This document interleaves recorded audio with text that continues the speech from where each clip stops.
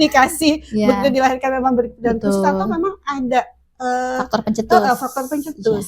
Ya, di samping sudah takdir Allah ya, pasti Allah juga ini memilih ya, memilih untuk memberikan anak-anak berkebutuhan khusus ini kepada orang tua yang dipercaya ya, terutama laki-laki. Nah, jadi hati-hati nih untuk para laki-laki yang belum nikah ya, itu laki-laki jangan sampai banyak makan yang junk food. Junk food itu, karena itu bagian dari pencetus yang menyebabkan anak jadi berkebutuhan khusus gitu.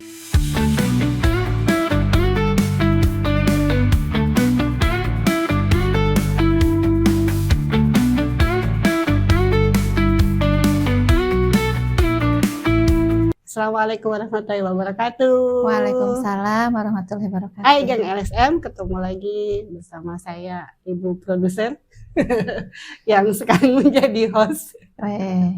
Di sebelah saya ada Bu Eis. Ya, Waalaikumsalam. Ibu Produser. Waalaikumsalam. Apa kabar hari ini? Alhamdulillah sehat. Sudah kosong jadwalnya? Sudah libur dan ini hari pertama libur sekolah dan alhamdulillah ya, udah mulai santai. Yang biasanya sibuk setiap harinya. Iya, jadwalnya kemarin agak susah bertemu. Kemarin karena saya juga ada kesibukan lain di luar sekolah ya. Kayak saya aktif di NPC, National Paralympic Committee, untuk komunitas anak-anak disabilitas untuk bidang olahraga. Dan saya juga aktif di Pokja, sekolah inklusi. Nah, jadi ada kegiatan tuh semua organisasi. Ya, alhamdulillah hari ini bisa ketemu. Iya, terima kasih. Ya, sama-sama. Untuk kita nih. Sebelum saya mudik. Iya, nanti malam udah mudik ya, Bu? Nanti malam, besok malam. Besok malam mudik. Ya, insya Allah. Terima kasih, alhamdulillah sudah menyempatkan waktunya untuk berkunjung di studio kita ini. Ya nih, saya alhamdulillah bisa tahu B Production itu ternyata di sini. Padahal saya sudah kenal lama nama B Production ini, sudah saya dengar lama. Baru ini saya tahu. Iya, kebetulan Bu Eis ini seorang pendidik ya. Betul. Pendidik yang memang konsen untuk anak-anak berkebutuhan khusus. Ya, betul. Udah berapa lama Bu konsen di dunia ini? Saya dimulai meniti karir di pendidikan anak berkebutuhan khusus ini dari 2001. Ya, jadi kalau dihitung sampai sekarang ini berarti sudah 23 tahun. Iya. Hebat loh. Alhamdulillah ya, saya tidak beralih di dunia ini gitu, di dunia pendidikan anak-anak berkebutuhan khusus. Apa sih Bun yang menarik gitu? Jadi Bunda itu sampai sekarang tuh masih konsisten ada di sini di dunia anak-anak spesial nih. Sangat menarik sekali dunia anak-anak berkebutuhan khusus ini, sehingga ya istilahnya sampai kapanpun mungkin saya tidak akan pernah beralih ya dengan dunia anak berkebutuhan khusus karena sudah saya jiwai ya. Di samping saya juga kuliah atau saya backgroundnya dari latar pendidikan untuk mendidik anak-anak berkebutuhan khusus.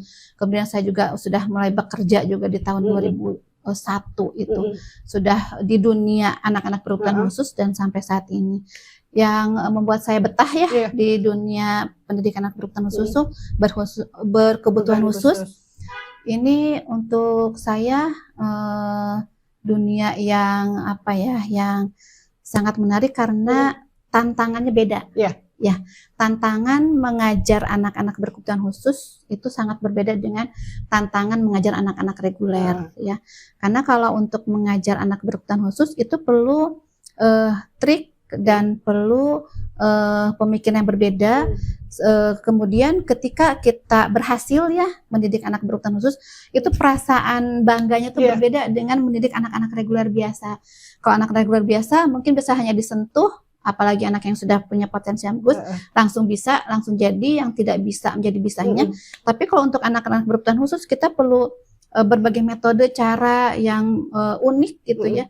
Sehingga ketika anak ini dari tidak bisa menjadi bisa, itu suatu kebanggaan yang tersendiri buat saya. Itu yang menariknya di situ. Ada pengalaman pribadi ya, Bu? Pengalaman pribadi untuk dalam pendidikan inklusif tentunya banyak ya. Karena saya sudah berkiprah sampai 23 tahun, itu pengalamannya banyak sekali gitu ya. Terutama pengalaman yang paling berkesan nih buat saya ketika saya baru terjun di pendidikan inklusi, saya pegang anak yang betul-betul itu dari nol, saya intens gitu untuk mendidik anak ini, dan saat ini sudah menjadi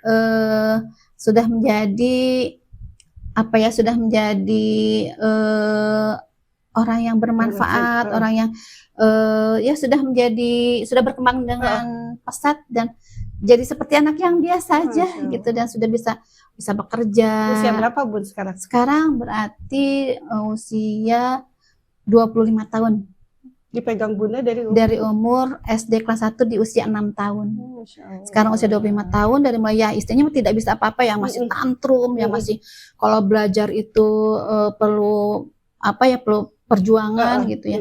Sekarang sudah bekerja sebagai desainer. Iya, karena dia bisa kuliah juga di The Cafe kuliahnya. Itu yang membuat itu yang paling berkesan banget buat saya sampai sekarang itu sangat berkesan, karena saya tahu awalnya seperti apa dan sekarang akhirnya seperti apa gitu. Luar biasa seperti itu. Iya. Berarti Bunda itu memang dari awal sudah menjadi pendidik di Kota Cilegon. Sebelumnya saya di Bandung. Sebelumnya di Bandung. Jadi tahun 2001 itu saya di Bandung sampai 2011 ya. 2011 saya baru pindah ke Cilegon. Tapi tetap berlanjut. Iya. Bun, ini kan di dunia kita ini di Indonesia apalagi itu kan beberapa kemarin itu kan lagi rame itu ya kasus-kasus anak-anak disabilitas. Ya, betul. Ada yang kemarin itu kasus Agus ya, yang jadi yang lagi viral. Lagi sekarang ini. Ini menurut pandangan Bunda sendiri seperti apa sih kasus itu? Kasus yang berkebutuhan khusus ya. Ini kasusnya udah ke ranah dewasa ya. Iya. Kasus Agus ini yang menyeret ke ranah dewasa. Nah, ini memang unik ya kalau ini karena seorang disabilitas ya, tapi punya pemikiran seperti itu. Nah, sebetulnya kalau yang disabilitas atau berkebutuhan khusus itu sama ya, disabilitas berkebutuhan khusus itu. Untuk disabilitas lebih ke ya fisik ya, tapi sama itu sama termasuk di bagian dari anak berkebutuhan khusus juga. Nah, kalau untuk kasus ini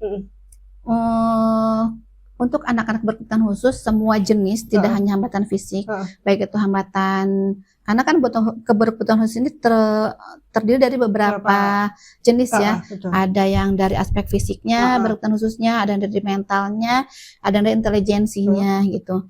Nah, untuk semua jenis anak berkebutuhan khusus dari berbagai jenis, baik ada hambatan di mental, intelektual ataupun fisik, itu secara biologis itu kan normal, ya tidak ada hambatan gitu.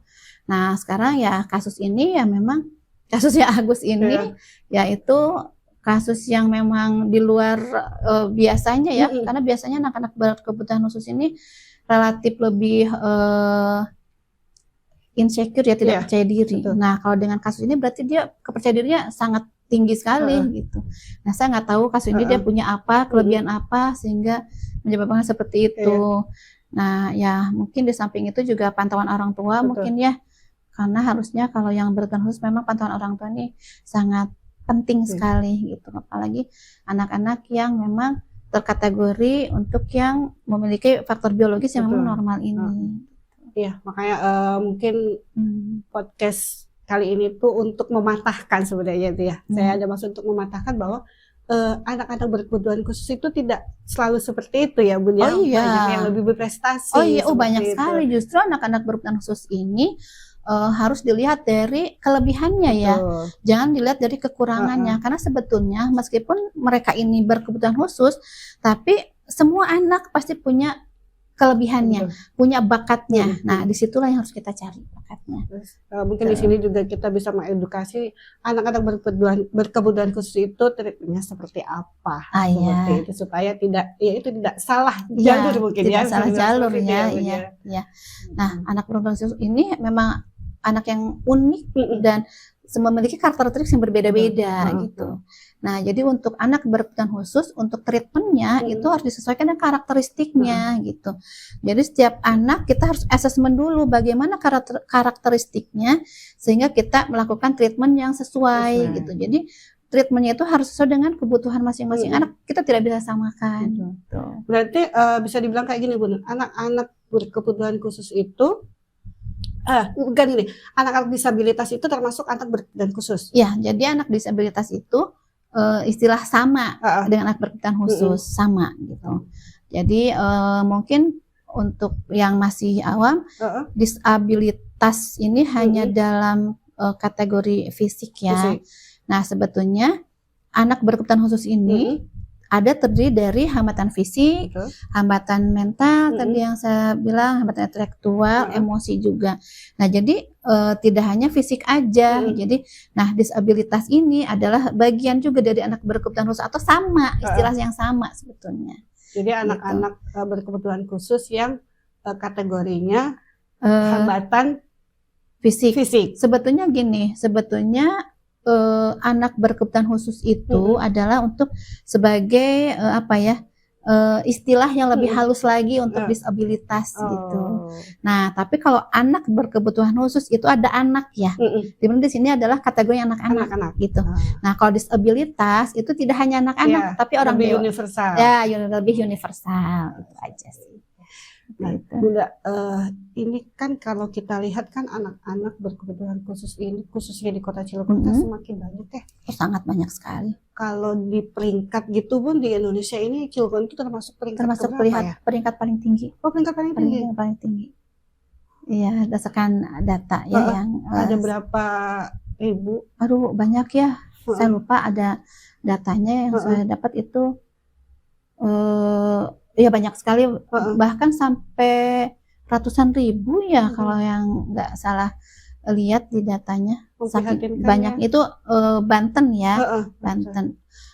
Untuk Cilegon sendiri ya ada ribuan sih, banyak sekali. Apa sih Bun sebenarnya yang menyebabkan anak-anak ini berkebutuhan khusus? Apakah memang sudah takdirnya sama? Ya. Sudah takdirnya sama Allah dikasih begitu dilahirkan memang berkebutuhan khusus atau memang ada faktor pencetus? Faktor pencetus.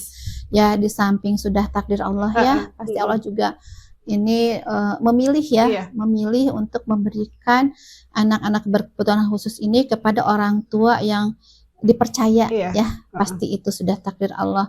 Nah, kebetulan di sini juga Cilegon memang banyak juga faktor pencetusnya yang menyebabkan jadi banyak anak-anak berkebutuhan khusus, terutama kalau untuk Cilegon ini karena Cilegon ini wilayah industri sehingga faktor kimianya tinggi.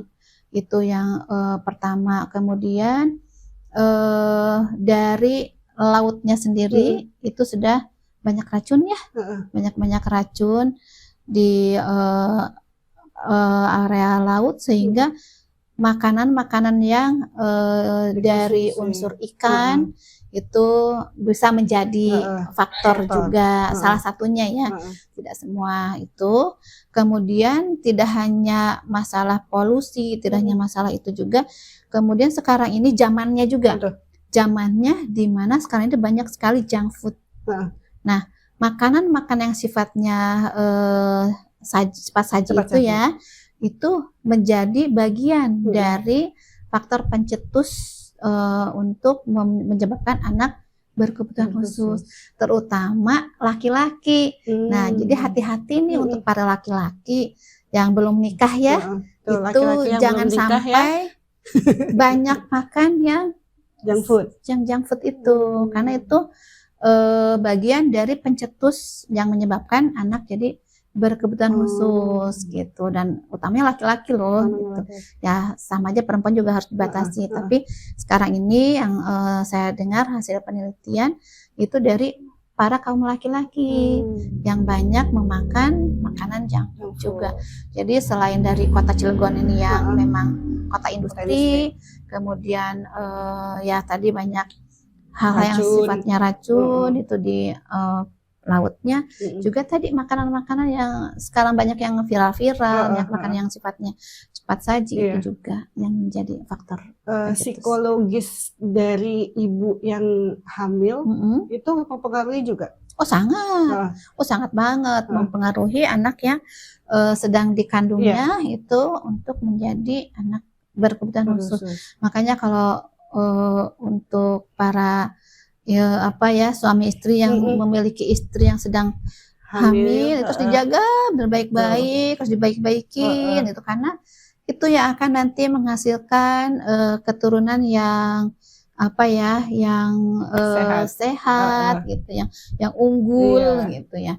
Nah, ketika nanti sedang hamil ini ada masalah psikologis, itu tentunya akan kontak ke janin, dan biasanya ada pengaruh gitu. Minimal biasanya pengaruh di emosi gitu. Jadi sebenarnya bisa ya terlepas dari itu tadi takdir, bisa ditangguh lagi kali ya. Oh iya, sangat-sangat. Jadi bisa diatasi dari kitanya dari sendiri awal ya. Dari awal, dari kita sendiri, dari sebelum menikah itu harus pola hidup sehat. Apalagi dengan lingkungan yang bagaimana tidak bisa kita tolak dengan lingkungan yang sudah kita hirup sehari-hari, minum dari makanan, dari pola hidup sehat, itu kita bisa tanggulangi gitu.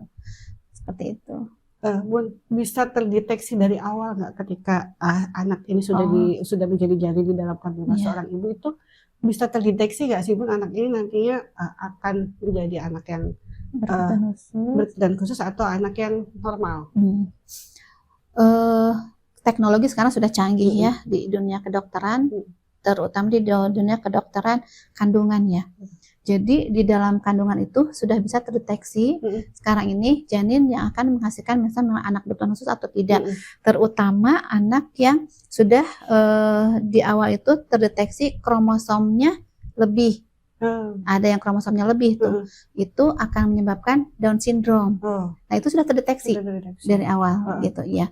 Dan ada juga hambatan-hambatan lain yang bisa terdeteksi di dalam kandungan itu. Jadi beberapa jenis berkebutuhan khusus itu sudah bisa terdeteksi. Tapi ada juga yang enggak. Kalau yang untuk tunarungu misalkan untuk tunarungu juga itu sudah terdeteksi sejak dalam kandungan ketika memang orang tuanya terkena virus bukan campak, virus campak itu itu bisa langsung kena janin dan itu langsung terdeteksi bahwa ini anak akan tunarungu misalkan itu, karena sudah ada faktornya langsung terlihat dari janin, terutama yang Down syndrome itu karena terlihat dari kromosomnya. Iya, berarti ibu-ibu ini harus ketika sudah hamil harus lebih aware ya, harus benar-benar mencari pengetahuan ya Bun ya. Iya betul. Harus pintar makanya jadi ibu itu harus pintar. Jadi ibu-ibu juga harus sekolah tinggi, iya, tidak harus ke dapur. Iya. Tapi untuk pintar dalam menjaga untuk calon-calon buah hatinya gitu, supaya jadi bibit unggul ya buah hatinya. Gitu. Nah, ini kan tadi kita membicarakan dari janin ketika sudah lahir itu sudah menjadi seorang anak. Ketika anak itu memang takdirnya itu berkebutuhan khusus. Treatment apa sih Bun yang harusnya mereka dapatkan dan orang tua ini paham gitu ketika sudah terlahir ketika sudah terlahir ya. Nah tadi itu kan terlihat dari janin ya. Nah jadi untuk melihat apakah anak ini masuk kategori berkebutuhan khusus atau tidak, itu bisa dilihat juga atau kita bisa atasi ya dari mulai pranatal. Nah dari pranatal ini atau sebelum hamil itu harus kita jaga dari tadi obat-obatan kimia gitu ya. Nah, ketika memang sudah terlanjur nih, ketika hamil masuk obat-obatan itu juga harus dikondisikan, diperiksakan setelah merasa kita meminum obat-obatan yang mengandung unsur kimia gitu ya. Kemudian saat di kandungan tadi kita harus jaga, dan setelah saat lahir itu ada kan beberapa yang kesulitan melahirkan sehingga misalkan harus divakum, disesar, atau bahkan saat normal pun memang seringkali ada itu ya hambatan yang terjadi. Nah, begitu itu lahir misalkan sudah terjadilah takdirnya menjadi anak berkebutuhan khusus ya gitu. Nah, itu yang harus ditanggulangi atau ditangani. Itu dari sejak dini itu kita harus mulai lihat dari fase tumbuh kembangnya anak. Itu yang harus kita lihat dari mulai kita harus pelajari, ibu-ibu itu harus pelajari bagaimana fase tumbuh kembang anak, di mana misalkan 3 bulan sudah tengkurap, kemudian 6 bulan sudah bisa duduk, sekian bulan sudah bisa babbling, sekian bulan harus sudah bisa ini, harus sudah bisa itu harus dipantau. Nah, ketika misalkan nih dalam fase yang harusnya sudah bisa merangkak, ini tidak merangkak misalkan atau langsung jalan. Nah, itu harus jadi perhatiannya orang tua. Berarti ada fase yang terlompati. Ya, ada fase yang terlewati gitu. Nah, ketika ada fase yang terlewati itu harus hati-hati. Kemudian harus mulai kita waspada dengan treatment gitu. Nah, ketika anak ini tidak merangkak, ya berarti sebagai orang tua bagaimana caranya anak harus bisa merangkak. Padahal orang tua tuh kayaknya lebih bangga ya ketika anaknya langsung bisa jalan. Nah, iya, padahal itu bangga. Anak saya nggak merangkak, anak saya langsung bisa jalan gitu. Merasa hebat, padahal itu salah. Padahal harusnya merangkak itu fase harus dilewati. Gitu. Nah, jadi disitulah mulai bisa treatment ya, dari mulai anak saya nggak merangkak nih, gimana caranya nih nanti anak itu diajarin merangkak. Karena memang ini pengalaman saya pribadi ya Bu. Itu saya itu nggak paham awalnya ketika ya kebetulan kan anak saya ya termasuk anak yang berkebutuhan khusus ya Bu. Nggak paham saya itu awalnya ya, ternyata ada memang tahapan-tahapan itu yang terlewati. Terus faktor-faktor apa aja yang menyebabkan anak itu menjadi berkebutuhan khusus gitu. Mungkin bukan cuma saya aja ya Bu, ternyata banyak sekali di luaran itu ibu-ibu yang tidak paham. Ya betul. Tidak paham kenapa bisa seperti itu, terus treatmentnya seperti apa, tempatnya di mana gitu loh Bu. Itu yang memang menjadi sebuah kendala mungkin ya. Betul, pasti itu. Dan juga ada ibu-ibu yang kurang aware ya, tidak mencari gitu loh. Jadi ketika memang sudah ditakdirkan mempunyai anak berkebutuhan khusus itu, ya sudah seperti itu aja gitu kan. Itu yang memprihatinkan ya Bu ya. Sekarang ini banyak sekali kasus anak yang speech delay ya. Nah, banyak di sini kategori ibu-ibu yang ada yang ibu-ibu pertama terlalu cemas ada, sehingga anak yang sudah bisa bicara tapi masih sedikit kosakata, dia cemas, kemudian dia langsung di treatment ada. Tapi ada juga orang tua yang denial. Denial di sini orang tua yang sudah harus waktunya anak bisa bicara, tapi belum bicara, tapi masih menganggap itu hal yang wajar. Enggak nanti juga bisa sendiri. Dibiarkan akhirnya berlarut sehingga terlanjur anaknya tertinggalnya terlalu jauh gitu, karena tidak ada upaya dari awal. Nah, jadi harusnya ibu-ibu ini harus tahu ketika memang di fasenya harus bicara, itu harus segera diantisipasi. Ya, untuk di treatment harus cari tahu kemana nih treatmentnya, istilahnya misalkan untuk terapi, misalkan terapi apa nih yang harus dilalui, atau minimal langsung dibawa ke tumbuh kembang, ke dokter tumbuh kembang, sehingga perlu keyakinan, kitanya yakin bahwa anak ini mengalami keterlambatan. Ya, keterlambatan atau tidak, itu harus dicek ke dokter tumbuh kembang. Kadang ada orang tua yang enggak, nanti juga bisa, atau ada juga yang tidak mau menerima kenyataan, sehingga itu pengalaman saya tidak dibawa ke dokter gitu, karena tidak siap menerima kenyataan. Nah, itu hal yang salah, kasihan anaknya, akhirnya terlanjur besar dan akhirnya telat penanganan. Nah, itu yang dirasakan mungkin itu saya rasakan. Denial. Nanti juga bisa, nggak apa-apa, nah saya mulai sembunyikan. Betul. Ada yang pakai cara tradisional itu ya Bu, jadi dikerik pakai cincin. Ada yang itu ya apa ya namanya yang masih tradisional ya. Katanya ada, itu lebih ke mitos ya, lebih ke mitos ketika anaknya memang belum bisa bicara di usia yang harusnya bisa, dia diajaknya ke orang pinter istilahnya. Ke orang pinter, kemudian pakein cincin Iya. setiap hari Jumat, pakai cincin emas dikerok gitu.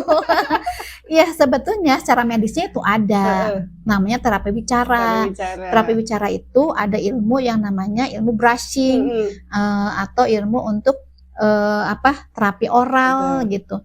Di mana terapi oral atau brushing ini ada alat khusus untuk medis gitu. Ada trik khusus medis. Nah, mungkin kalau dari orang awam dibawa ke orang pinter dengan cara pakai cincin dikerok, yaitu teknis dengan yang dilakukan secara medis. Tapi ya tidak harus dengan cincin. Pakai masak tidak harus ibu kayaknya ya, tidak harus hari Jumat kan. Jadi sebaiknya memang lebih baik dari awal ya, lebih cepat lebih baik ya Bu ya untuk perkembangan anaknya ya. Jadi sesibuk-sibuknya wanita karir ya untuk ibu-ibu yang sudah melahirkan itu tetap harus melihat untuk tetap memantau fase tumbuh kembang anak itu, bahkan harus rutin dikonsultasikan ya ke dokter tumbuh kembang gitu. Kalau misalkan memang ada gejala-gejala nih yang memang tidak sesuai usianya, segera dibawa ke psikolog misalkan ya. Banyak ya, ada psikolog, boleh dokter tumbuh kembang.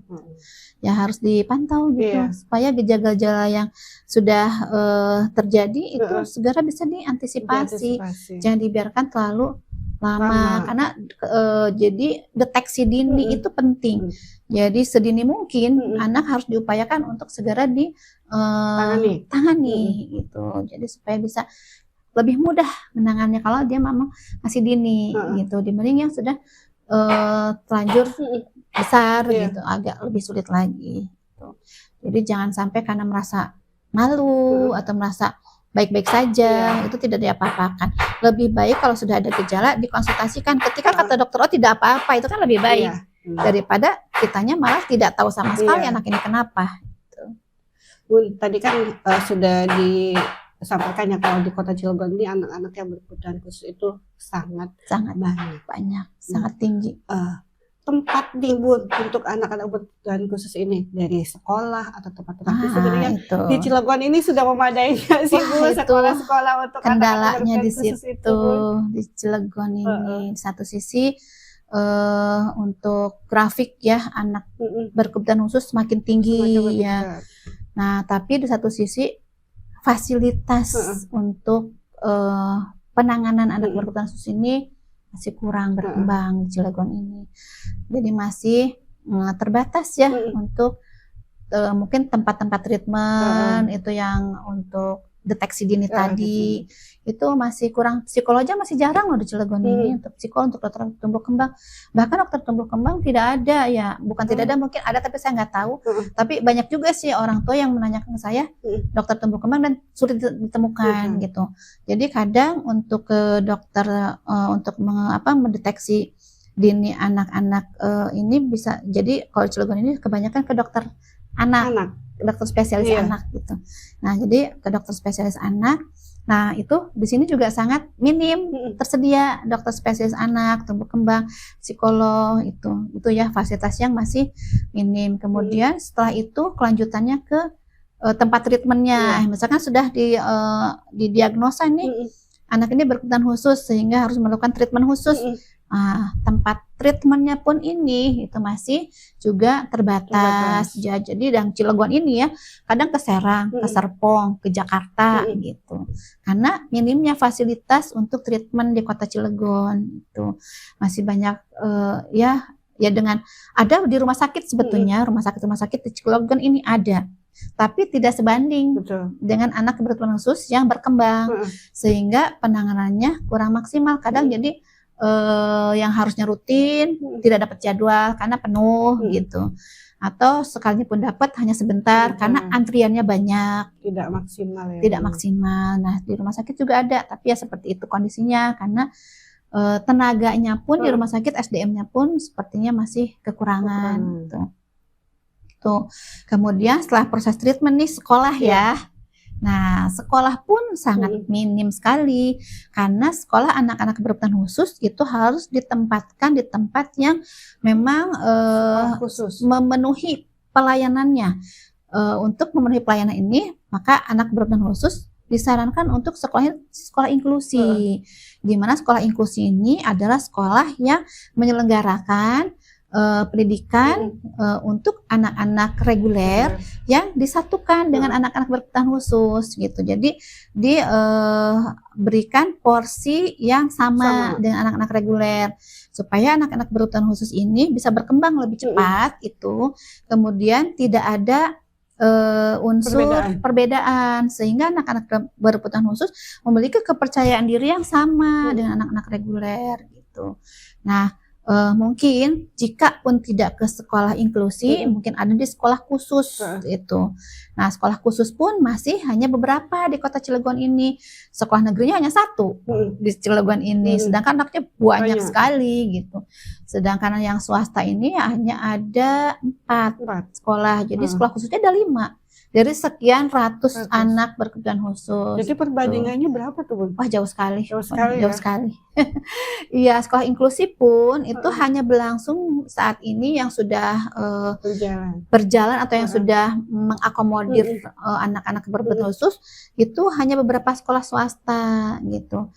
Negeri ada, tapi belum juga terdengar oleh banyak orang tua, dan mungkin fasilitasnya pun sekolah negeri masih dalam proses gitu.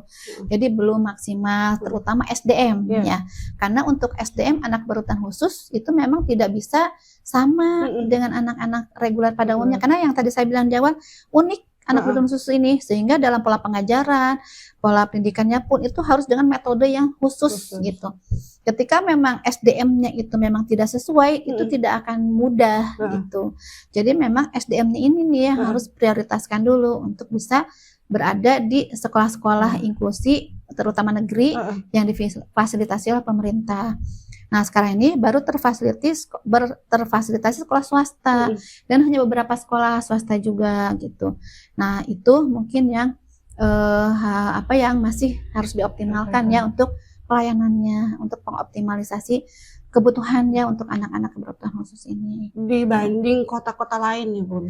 Dibanding kota-kota lain, kalau kota-kota lain ya, kalau kota-kota besar ya, kalau kota-kota besar itu, kalau kita banding kota-kota besar itu jauh. Kalau kota-kota SKH-nya udah banyak, sekolah inklusi pun sudah menjamur ya, sudah semakin banyak, dan sekolah swasta di kota besar pun sekarang kayaknya sudah hampir semua inklusi gitu, sudah hampir gitu semua inklusi. Sekolah negeri pun sudah banyak yang memfasilitasi, karena SDM-nya pun di kota besar lebih banyak mungkin dengan di Cilegon. Nah, kalau untuk perbandingan tadi ya, untuk sekolah itu memang jauh. Bahkan dari Cilegon ke Serang aja, Serang aja belum ada. Jadi yang dari Cilegon tuh banyak yang ke Cilegon. Ya untuk sekolah inklusi. Karena saya belum tahu, kayaknya nggak ada ya, ada sih, cuman mungkin bahasnya 1-2 gitu. Tapi kebanyakan yang dari Serang itu yang berkebutuhan khusus itu larinya ke Cilegon. Iya, gitu. Yaitu yang paling dekat kan ya, Cilegon Serang itu masih juga sulit didapatkan gitu sekolah anak-anak berkebutuhan khusus ini. Bun, kita istirahat dulu boleh? Oh, boleh. Ini ada minuman haus dari juga nih. Bicara kita terus. yang kita bahas udah sangat serius ini ya. Iya nih. Silakan, Bun, ini ada minuman kayaknya dari enak banget nih seger liatnya. itu, iya. Boleh dicoba. Dingin-dingin juga nih kayaknya, seger. Apa namanya ini? Seseger itu. Oh, seseger itu Seger namanya. itu. Coba lihat. Oh, namanya seseger itu. Seseger itu. Ada rasa apa aja sih? Ini macam-macam, Bun. Itu yang latte. Ini latte. Ya, kayaknya itu enak banget nih. Hitam. Wijen. Iya, kalau yang ini itu apa? Lemon. Seger itu. Lemon kok nggak kuning? Lemon, Kayak ada serai, putih gitu. ada ada selasinya. serainya. Oh, rempah ya? Iya, betul. Oh, kalau ini wijen ini ada rempahnya juga itu nggak ada ya? Mam? rempahnya tapi nggak terlalu strong. Oh, nggak terlalu strong rempahnya. Iya, ada latte-nya. Oh gitu, ada Boleh latte-nya ya. dicobain. Kita coba ya. Bismillahirrahmanirrahim.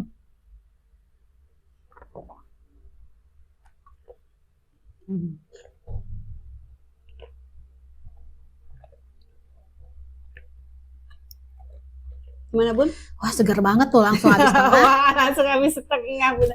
Ini gulanya dari gula singkong nih, Bun. Oh iya? Oh, manisnya pas tapi iya, jadi manisnya nggak terlalu ini manis. tidak akan mengganggu kesehatan kita. Oh iya, Iya sehat karena Hmm. gulanya juga jadi gula singkong, jadi gula singkong ya. nggak membuat kita diabetes. Diabetes ya lah Iya yang ditakutkan itu diabetes. betul, Oh, ini iya. aman ya. Apalagi usia-usia Oh, apalagi umuran usia kita ya seperti Bun ya. kita, saya khususnya Kaum jompo.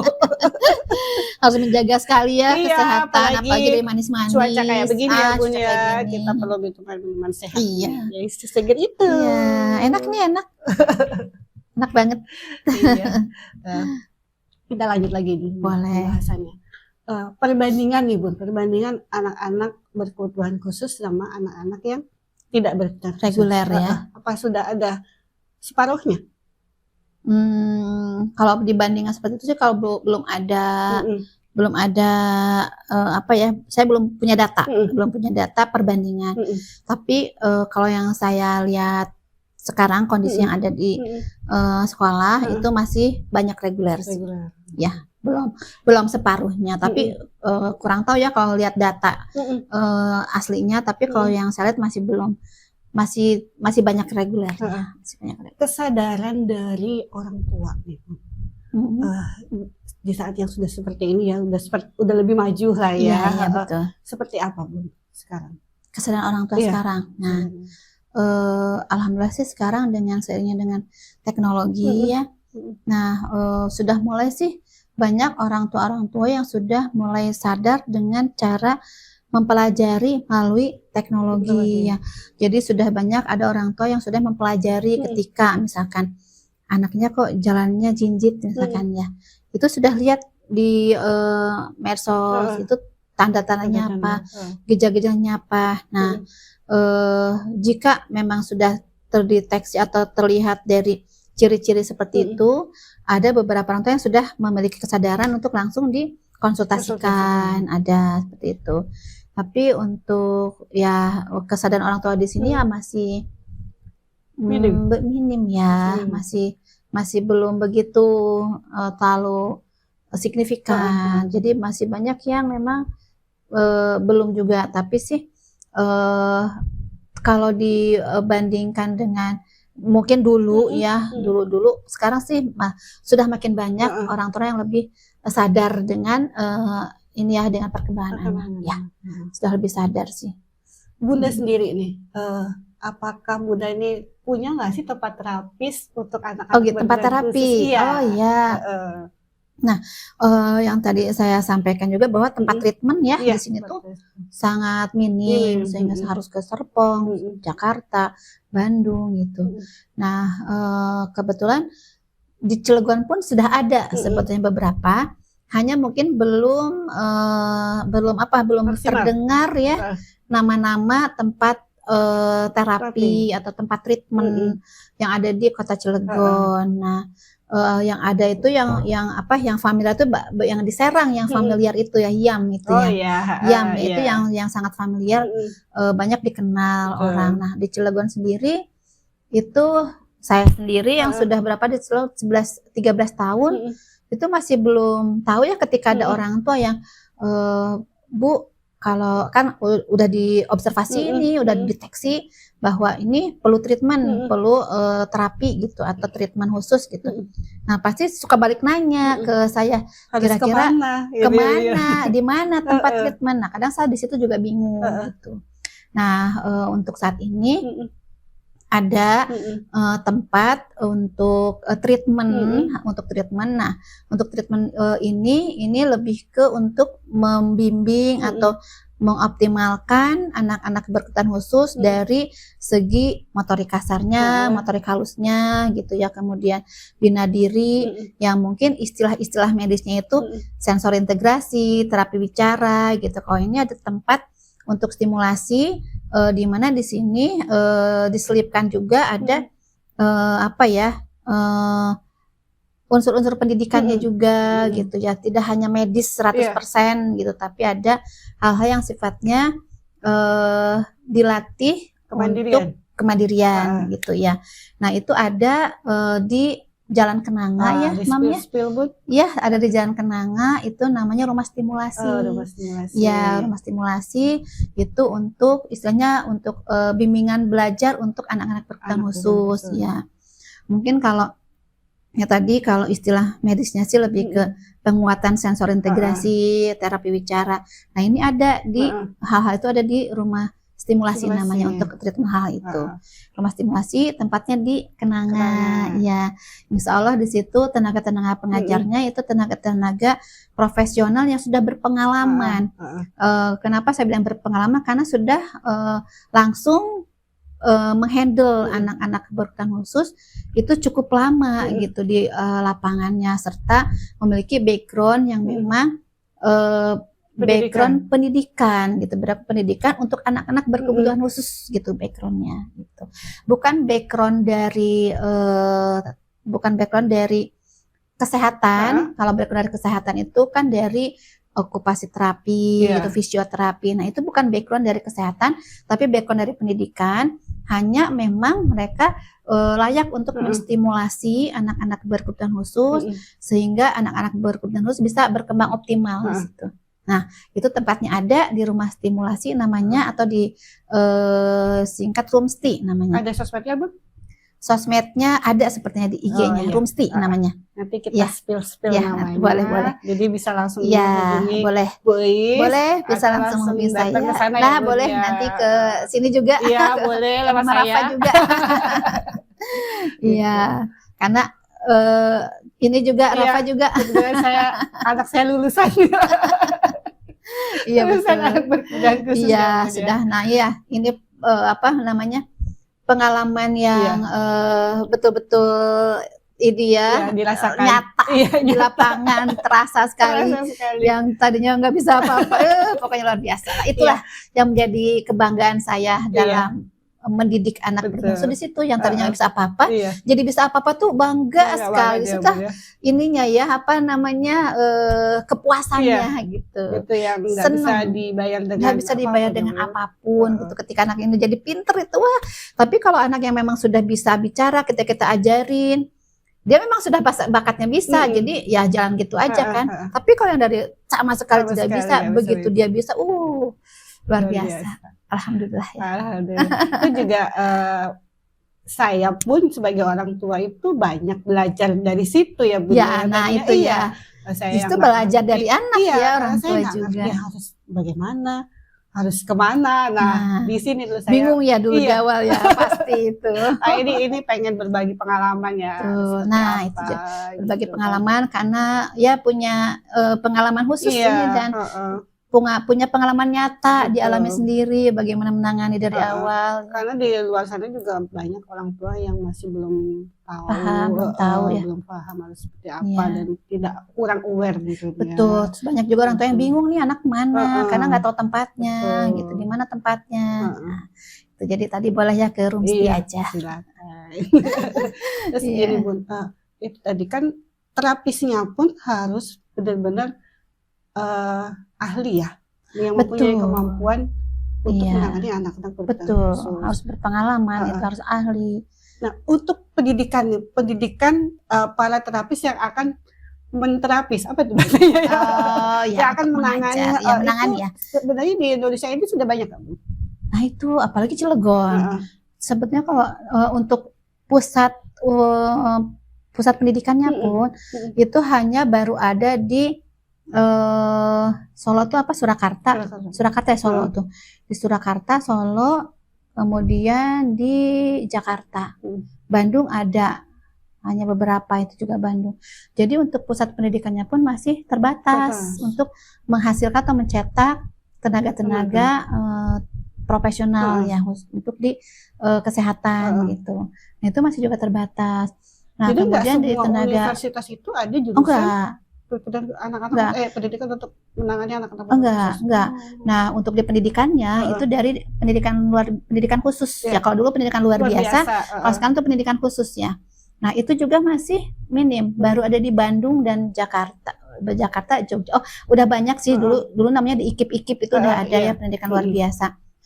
Itu sudah banyak kalau untuk di lulusan dari background pendidikan luar biasa, dan itu profesional untuk menangani anak-anak berkebutuhan khusus ya, lebih ke arah pendidikannya.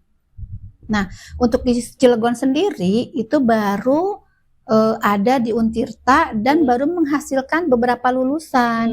Kalau tidak salah hanya baru 2 kali deh, dua lulusan kalau tidak salah ya. Tapi masih masih baru gitu. Jadi belum banyak gitu ya, belum banyak tenaga-tenaga profesional di background tersebut, masih terbatas gitu. Itu yang membuat ya kesulitan juga gitu dengan apa jumlah anak khusus yang sekarang ini semakin banyak, sedangkan SDM-nya masih kurang gitu. Jadi tenaga pendidikan luar biasa pun atau tenaga pendidikan khusus itu di sini masih jarang. Ya bahkan waktu saya pertama kali di sini itu belum ada universitas, belum ada jurusan dari pendidikan luar biasa di Cilegon. Jadi sangat sulit sekali ketika saya membutuhkan SDM yang dari background ini. Karena masih banyaknya import jadinya dari Bandung. Kan saya pun dari Bandung, jadinya ke sini. Import juga. Karena di sini masih yang jarang gitu, masih nggak ada gitu. Masih makhluk asing gitu untuk lulusan. Iya. Gitu.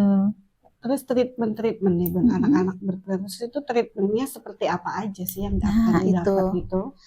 Untuk treatment anak berkebutuhan khusus ini harus yang dasar-dasar aja yang penting. Ya, yang pentingnya karena kan treatment untuk anak berkebutuhan khusus ini berbeda-beda sesuai dengan karakteristik dari kekhususannya.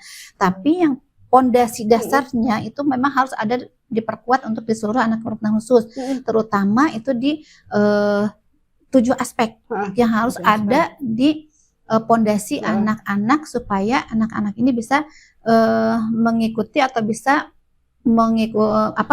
berada di fase sesuai dengan usianya gitu.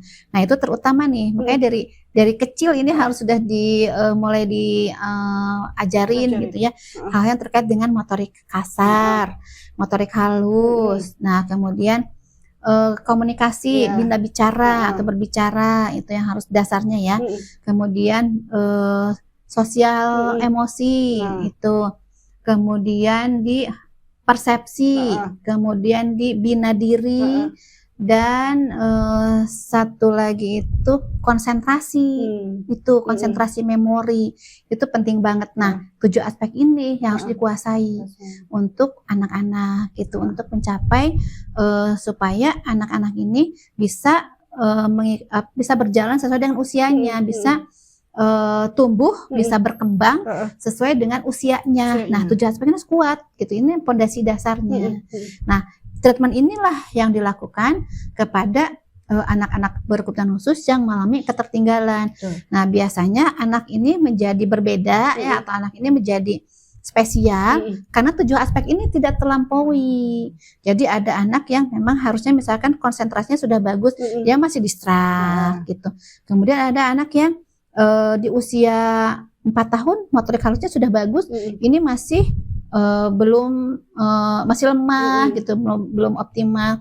Nah itulah jadi harus dikejar, treatment itulah yang harus kita optimalkan. Jadi kita lihat nih perkembangan anak di 7 aspek ini harus optimal dulu nih. Nah ketika 7 aspek ini optimal, insya Allah dia akan siap belajar di kemudian hari.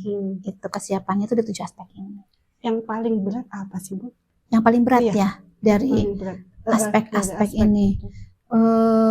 Yang paling berat sih kalau dibilang paling berat ya memang rata ya, semua harus tersampaikan, harus tercapai ya semua 7 aspek ini. Tapi kalau yang paling utama yang paling utama ini yang harus betul-betul dilatih, yang istilahnya yang bukan paling berat tapi memang paling utama yang harus dikuasai itu bina diri. Bina diri. Karena bina diri itu segala-galanya nanti ke depannya. Nah itu yang kadang-kadang orang tua nih salah kaprah sekarang. Karena sayang sama anak, semua difasilitasi. Dikasih minum, disuapin, dimandiin, pokoknya baju dibajuin, anak tahu beres. Itu ada hal yang salah. Karena akan membentuk anak tidak tercapai dalam bina dirinya. Nah, jadi untuk bina diri adalah segala-galanya. Jadi begini, Contohnya, anak itu harus bisa mengambil minum sendiri minimal. Nah, dengan anak bisa mengambil minum dari misalkan galon ya, istilahnya diajarkan untuk mengambil air dari galon. Ketika dia dari dispenser, ketika dia mencet tombolnya, dia harus pegang gelasnya, dia harus melihat bagaimana dia ketika penuh itu harus dihentikan. Itu butuh konsentrasi. Konsentrasi itu sangat butuh. Ketika anak tidak konsentrasi, ya kemana aja, airnya bleber gitu. Motorik kasarnya itu harus betul-betul karena kalau menggenggam gelas itu, kalau motorik kasarnya tidak optimal, dia akan mudah lepas gitu. Motorik kasarnya gitu ya. Kemudian di situ juga ada persepsinya, bagaimana dia setelah air penuh ini diapain, dia diminum. Kemudian ini adalah sangkutnya sama motorik lagi. Kalau motorik tangannya ini nggak bagus kasarnya, dia akan bleber-bleber minumnya kemana-mana. Nah, itu hal yang paling mudah sekali untuk melatih bina diri anak yang pada akhirnya itu merembet ke semua 7 aspek tadi. Jadi kan itu motoriknya ada. Itu kemudian toilet training. Itu yang paling berat yang harus dilakukan untuk paling berat orang tua untuk melatih anak, toilet training. Karena orang tua pengen biar gampang aja diapers aja sampai besar gitu. Nah, tidak dilatih. Nah, itu penting dengan toilet training ini. Anak harus sudah mampu toilet training di usia-usia yang memang seharusnya memang sudah bisa mandiri ke toilet gitu. Kadang jadi anak jadi kebablasan kan, keenakan gitu karena mungkin rumahnya nggak mau kotor, nggak mau bau gitu. Itu hal yang penting itu bina diri. Kalau tadi ditanya apa sih hal paling utama? Bina diri. Ya, itu. Tingkatan emosi antara anak yang berkebutuhan khusus dengan anak yang tidak berkebutuhan khusus itu kan beda ya, Oh Bu? iya. Itu bagaimana sih, Bu, cara penanganannya? Emosi ya? Emosi. Ya kadang-kadang emosi untuk anak-anak berkebutuhan khusus banyak yang tidak stabil ya. Banyak yang tidak stabil sehingga yang menyebabkan di situ anak-anak mudah tantrum. Karena ketidakstabilan itu. Kita lihat bagaimana pemicu emosi tersebut. Nah, rata-rata anak yang memang kategori emosional lebih tinggi itu anak yang masih terkategori sulit bicara. Jadi memang ada anak yang belum bisa mengungkapkan maunya apa, ketidaknyamanannya apa, itu akan larinya di emosi. Nah, karena tidak tersampaikan maksudnya gitu. Nah, itu yang harus ditangani oleh para orang tua ataupun guru, itu harus sudah memahami karakter anak supaya ada chemistry gitu, ada chemistry dengan anak supaya emosi ini tidak selalu muncul. Ketika ada chemistry antara guru dan anak, orang tua dan anak, itu anak relatif akan lebih stabil ya. Nah, jadi untuk penanganan emosi ini terutama orang tua utamakan perhatian itu perhatiannya. Kadang orang tua yang sibuk, kadang-kadang ya perhatiannya terbatas. Nah, kadang-kadang itu bisa menimbulkan emosi untuk anak-anak yang jadinya mencari perhatian bentuknya gitu. Ketika nanti muncul mencari perhatian, kemudian tidak didapat, akhirnya dia emosi gitu. Nah, jadi kalau untuk orang tua terutama itu perhatian, jangan sampai kesibukannya itu jadi jadi menyampingkan perhatian untuk anak-anak. Itu yang akan membuat anak-anak lebih stabil ya emosinya. Kemudian bagaimana caranya orang tua atau guru menjalin komunikasi yang baik itu. Dengan menjalin komunikasi yang baik itu akan kita bisa deteksi dari awal gitu. Kalau anak ini ada kemauan apa, ada ketidaknyamanan apa, jalin komunikasi yang baik itu untuk mencegah munculnya emosi. Nah, seperti itu. Kemudian untuk mencegah emosi-emosi yang lainnya itu kita harus paham pola dari karakteristik anak gitu. Jadi sebenarnya kayaknya yang harus dapat terapi ini bukan cuma anaknya, betul orang sekali. tuanya. Orang tuanya pun harus banyak belajar. Orang tua juga harus diterapi. Kadang-kadang ada orang tua perlu terapi. Orang tua juga butuh treatment. Perlu treatment, ya. Ketika anak sudah bagus nih di tempat terapi, pulang ke rumah harusnya mendapatkan treatment yang sama kayak betul, Kadang-kadang orang tua ini ya saya pun sendiri gitu ya, emosinya nih kadang-kadang. Emosinya juga ya kadang-kadang, wah Iya. ini yang treatmentnya beda lagi. Nah ini untuk orang tuanya sendiri dia harus seperti apa? Nah, orang tuanya sendiri ya. Nah, itu. Orang tua sendiri perlu penanganan yang spesial ya. Iya. Tadi Nah, anaknya terapi, orang tuanya harus ke psikolog ya, gitu ya. apalagi orang tua yang memiliki anak berkebutuhan khusus itu ya luar biasa ya. Iya. Orang tua yang paling hebat itu yang dipercaya Allah itu membutuhkan ini emosi yang Iya. luar biasa. Luar biasa. Ya, betul. Dan itu harus betul-betul lingkungan sekitarnya itu Iya. betul-betul harus menjaga Benar. gitu. Lingkungan sekitar, terutama keluarga. Iya. Keluarga Harus itu harus dapat betul support mensupport, system ya, Bu. iya harus mensupport orang tua Mm-mm. yang memiliki anak-anak berkebutuhan khusus ini harus ada support. Kemudian banyak-banyaklah berkomunikasi, jangan sampai orang tua yang memiliki anak berkebutuhan khusus itu akan beda emosinya sehingga mereka butuh ya teman untuk Iya. curhat, untuk bicara. Minimal keluarga ini harus bisa menjadi pendengar yang baik, pemberi solusi gitu. Nah, itu untuk upaya untuk supaya orang-orang tua yang memiliki anak berkebutuhan khusus itu emosinya juga ikut stabil gitu. Karena ya sangat sekali butuh gitu untuk penanganan emosi untuk anak-anak, untuk orang tua yang memiliki anak-anak berkebutuhan khusus. Kalaupun tidak memiliki berkebutuhan khusus, kadang ada orang tua yang memang perlu penanganan juga gitu, karena Jadi orang tuanya bukan anaknya ya, Bun. orang tuanya kadang-kadang harus perlu penanganan gitu. Nah, kalau memang orang tuanya sudah merasa tidak bisa lagi nih mengendalikan emosi, ya baik-baiknya sih ke psikolog. Oh iya, ya kita harus sadar diri. Iya, Ada apa dengan diri saya gitu? Kenapa saya begini? Sadar diri bukan berarti ya kenapa ya, tapi dengan kita datang psikolog itu untuk berupaya untuk berusaha untuk diri kita menjadi lebih baik. Gitu. Ada pengalaman gini nggak, Bun? Anaknya sudah di asesmen ya, dan orang tuanya ini nggak terima gitu. Oh ada itu banyak sekali. Jadi ketika anak ini merasa sih anak ini kok begini gitu, terus kemudian di asesmen. Ketika di asesmen timbullah diagnosa. Nah, ketika diagnosa enggak, anak saya enggak gitu. Enggak, ini mah paling belum aja, nanti juga bisa gitu. Ada yang denial tadi seperti itu, banyak seperti itu. Nah, yang seperti inilah yang bermasalah karena nantinya anaknya tidak diberikan penanganan. Akhirnya larinya kasihan ke anaknya, padahal orang tuanya yang tidak menerima tadi, tidak menerima hasil asesmen. Jadi kalau misalkan merasa anaknya baik-baik saja, ketika di asesmen anak ini dikategorikan berkebutuhan khusus, misalkan, pasti orang tua denial dulu di awal gitu. Tapi ada juga yang orang tua, oh iya ya, betul ya apa yang disampaikan dari asesor tadi, anak saya begini-begini. Ketika diberikan solusi harus begini begitu, dia mengikuti. Tapi ada juga yang hasil asesmennya dinyatakan berkebutuhan khusus, dia merasa enggak, anak saya mah enggak berkebutuhan khusus, anak saya tuh baik-baik aja, hanya kurang ini, hanya kurang itu, hanya ini, hanya itu.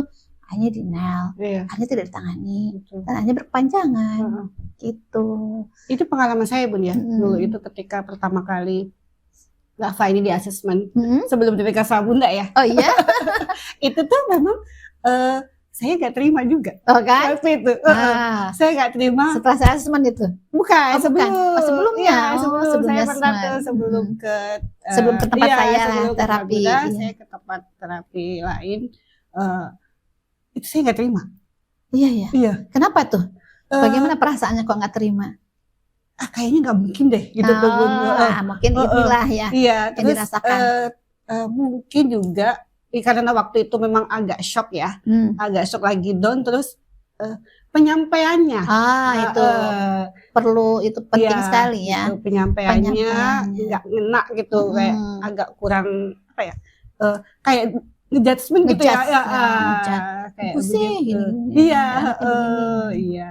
ngejudge itu, jadi shock kitanya langsung, nggak secara halus ya. Tuh, itu kan yang dibutuhkan orang tua itu kan sebenarnya awalnya seperti itu ya, Bu. Ditenangkan dulu. Iya, ditenangkan dulu supaya nanti orang tuanya juga menangani anak ini dengan tenang. Itu betul. Nah, itu juga ya. Jadi dari para ahlinya juga bagaimana penyampaiannya itu sangat berpengaruh. Ya kadang ya begitu. Jadi ada yang langsung frontal tanpa Ya tanpa ada prolog dulu supaya anak orang tua dibikin Dilihat tenang dulu dulu. nih psikologis orang tua Psikolog orang tua seperti Iya. apa, bikin tenang dulu baru ya itu. Gitu. Nah, jadi pengalamannya jadi menolak, enggak anak saya nggak seperti Iya, itu gitu ya. Penolak dan sempat beberapa bulan itu ya saya biarkan saja. Itulah Iya. yang saya bilang tadi, di akhirnya diabaikan kan Diabaikan. anaknya. Karena Nah, tidak itu. terima. Iya. Nah, itu juga bisa. Enggak kok anak saya nggak gini gitu kan. Enggak kok nggak seperti yang disampaikan Iya. dokter itu Terus, gitu. Nggak ada kok keturunan saya nggak ada yang seperti itu gitu loh Bun.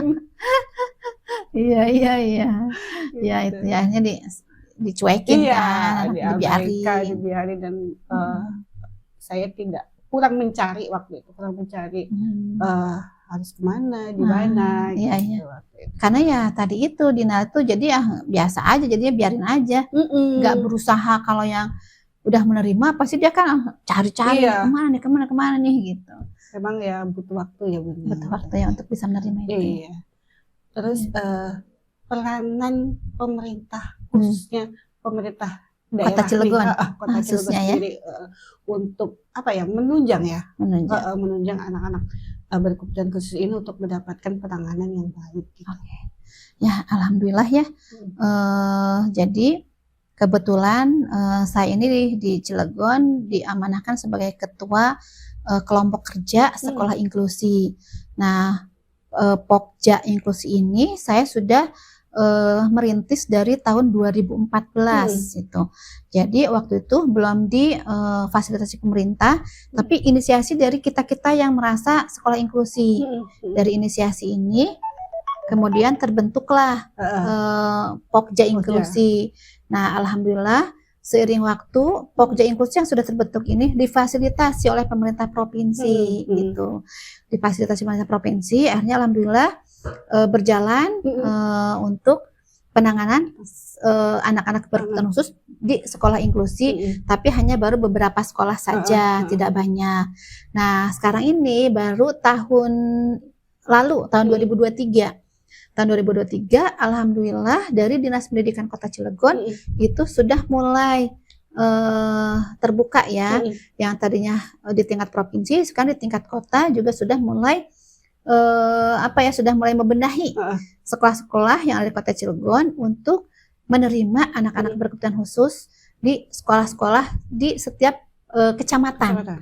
Nah, jadi Dinas Pendidikan di Kota Cilegon ini sudah mulai membenahi di setiap kecamatan itu diwajibkan ada beberapa sekolah yang wajib menerima anak berkebutuhan khusus. Sekolah negeri yang diwajibkan untuk menerima anak berkebutuhan khusus. Iya, itu sekolah negeri.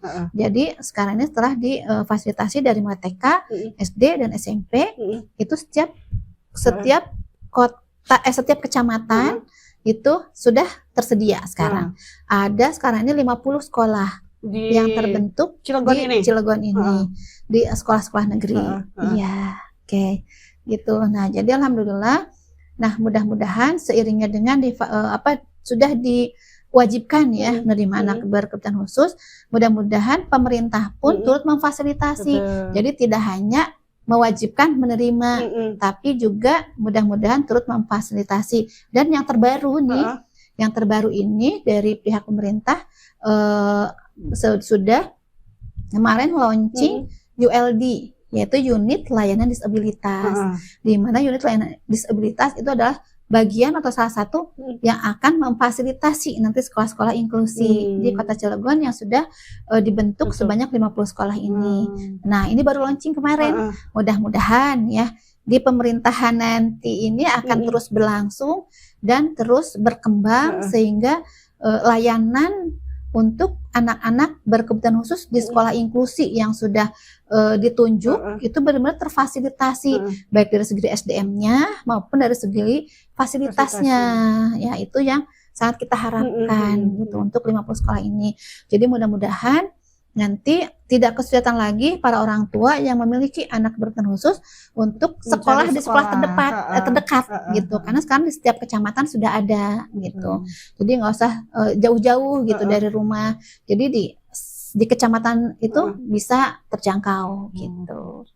Itu mudah-mudahan itu ya satu berita baik ya, mudah-mudahan nih ya untuk orang tua yang memiliki anak berkebutuhan khusus saat ini bingung mencari sekolah, boleh nanti ada websitenya juga, nanti akan dibuat nanti atau informasinya boleh langsung ditanyakan ke Dinas Pendidikan Kota Cilegon di kecamatan mana saja atau di sekolah apa saja yang sudah menerima anak berkebutuhan khusus gitu. Tapi di setiap kecamatan sudah ada, tinggal cari nama sekolahnya di setiap kecamatan, sekolah apa nih, SD mana nih gitu, yang menerima SMP mana nih, TK mana, dari TK sudah difasilitasi. Gitu.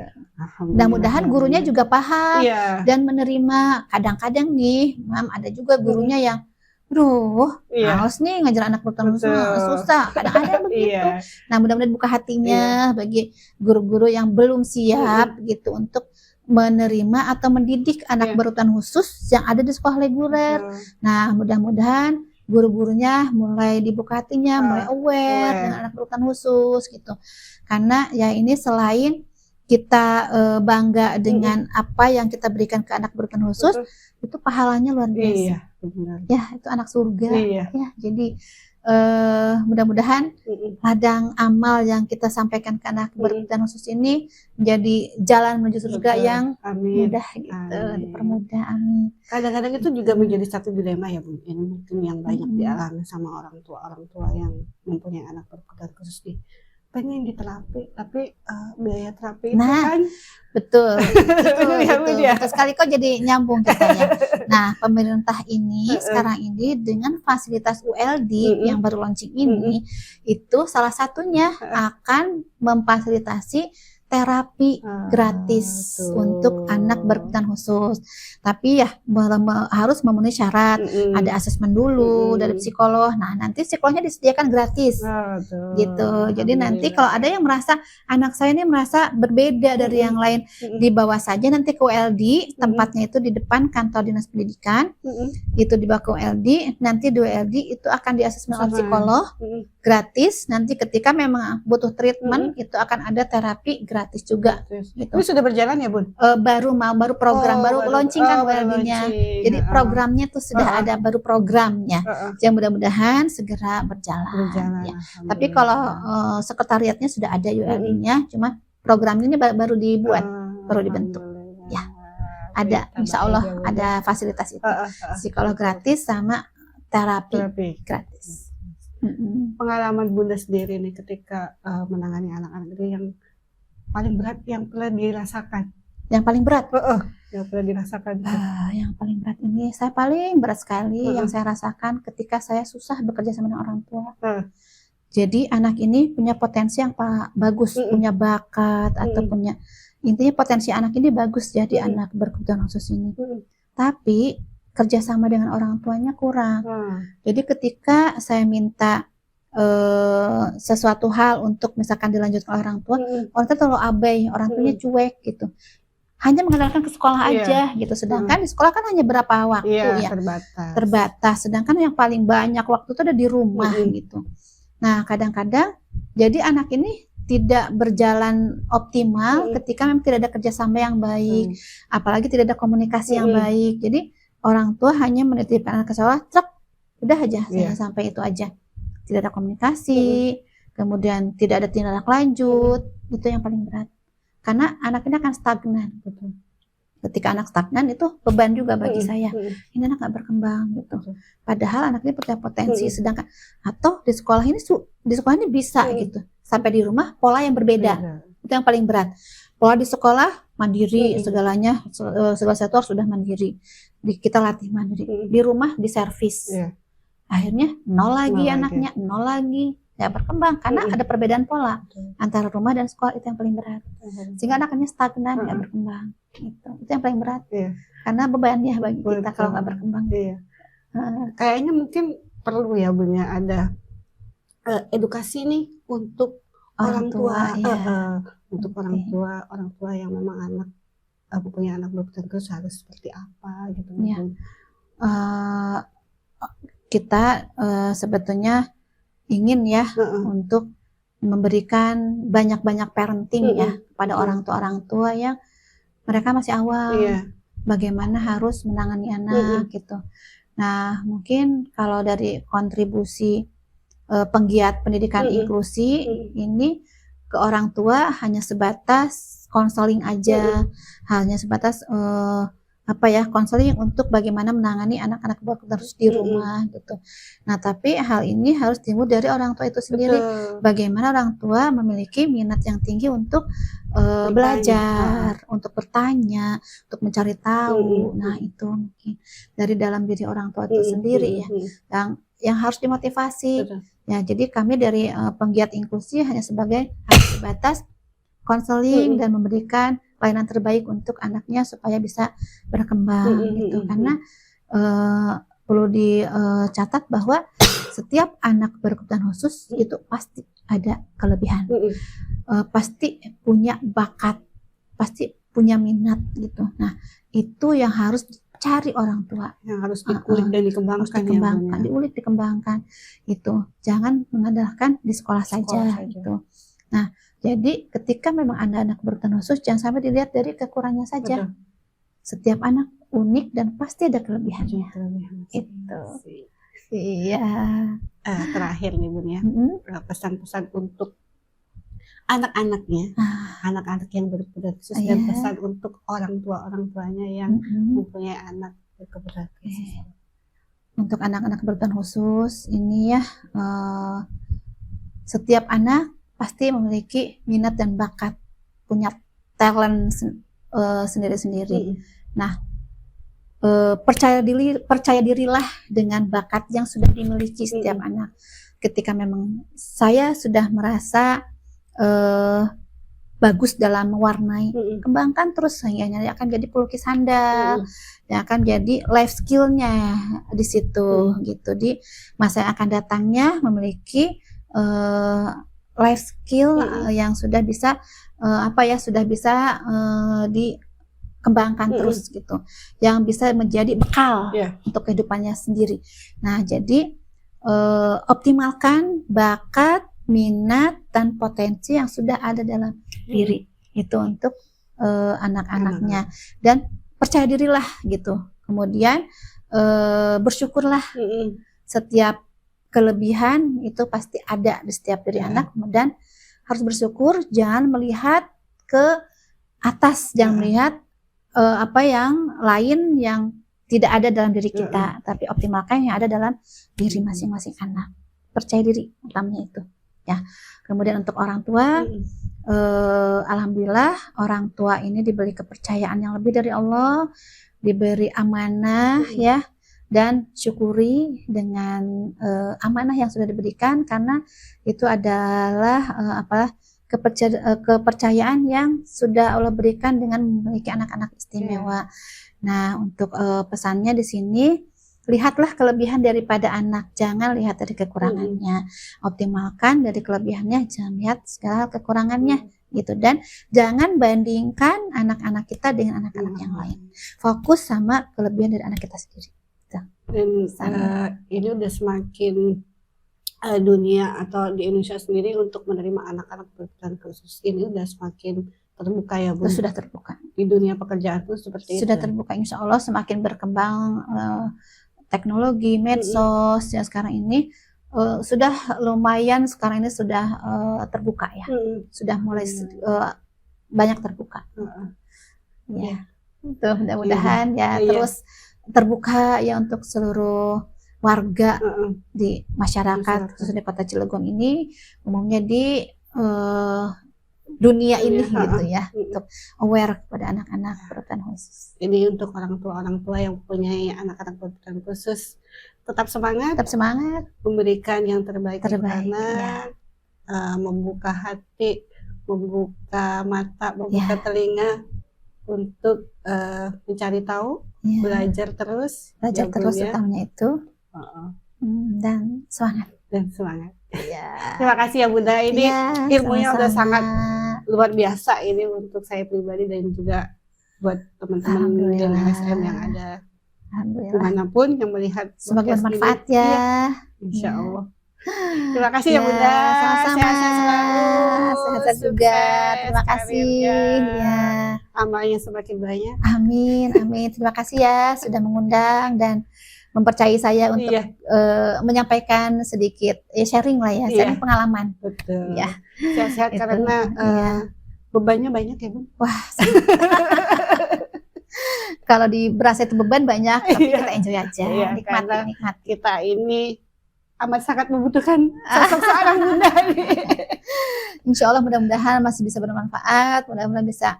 Saya juga masih belajar ya, karena ilmu terus berkembang dan saya juga masih harus terus perlu belajar dan Iya. belajar gitu. Semoga Ya. semakin banyak yang makin aware ya. Amin, dengan amin. Semoga kita sama-sama belajar, yang mudah-mudahan ya menjadi lebih baik semua. Amin. Sekian. Ya. Terima kasih untuk teman-teman Geng LSM. Sekian podcast kali ini. Sampai ketemu di podcast selanjutnya. Assalamualaikum. Assalamualaikum. Terima kasih.